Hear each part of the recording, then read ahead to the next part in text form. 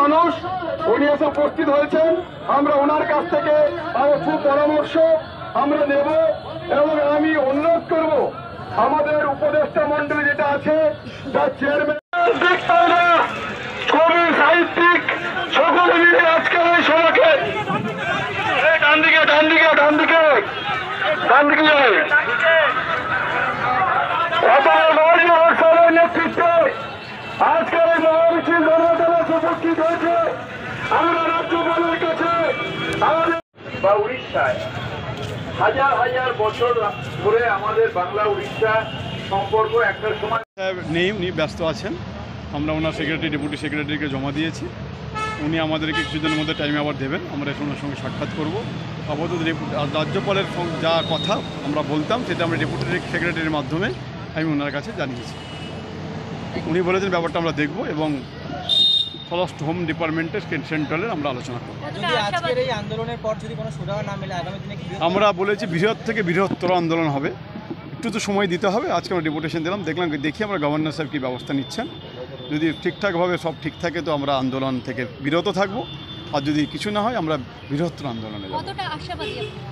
কথাবার্তা খুব ভালো হলো, আশাবাদী, এবং গভর্নর সাহেবও বললেন খুব সঙ্গ বিভিন্ন সম্প্রদায়ের মানুষরা ঐক্যবদ্ধভাবে কলকাতা শহরে তথা বাংলায় এ সমস্ত মিছিলের আয়োজন করছে। বঙ্গীয় সংখ্যালঘু বুদ্ধিজীবী মঞ্চ ইয়াজিদুল হকের উদ্যোগে তার সভাপতিত্বে আজকের যে মিছিল, এই মিছিলে আমরা তৃণমূল কংগ্রেসের প্রদেশের একজন কর্মকর্তা হিসাবে এই মিছিলে সামিল হয়ে নিজেকে গর্ববোধ মনে করছি। আজকে যে মিছিলটা আপনারা রেখেছেন রোহিঙ্গাদের উপরে প্রতিবাদ নিয়ে আপনারা রাজ্যপালের কাছে ডেপুটেশন দিচ্ছেন, সে বিষয়ে কিছু বলুন। আজকে বঙ্গীয় সংখ্যালঘু বুদ্ধিজীবী মঞ্চের উদ্যোগে আজকে একটা কলকাতার মধ্যে আমরা নবজাগরণ সৃষ্টি করতে চাইছি। আজ থেকে 200 বছর আগে যদি হিসাব করা যায়, নবজাগরণ যদি সৃষ্টি করেন একমাত্র আর যিনি ছিলেন বাঙালি। ওপার বাংলা থেকে এসেছে, এদেরকেই আমরা তাড়াবো।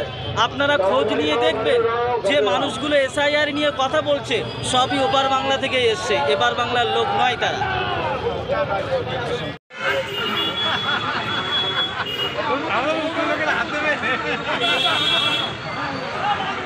হ্যালো,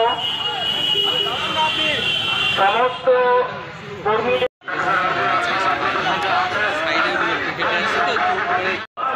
সংখ্যালঘু বুদ্ধিজীবী মঞ্চ অধ্যাপক ওয়াহিদুল হক সাহেব জিন্দাবাদ, অধ্যাপক ওয়াহিদুল হক সাহেব জিন্দাবাদ।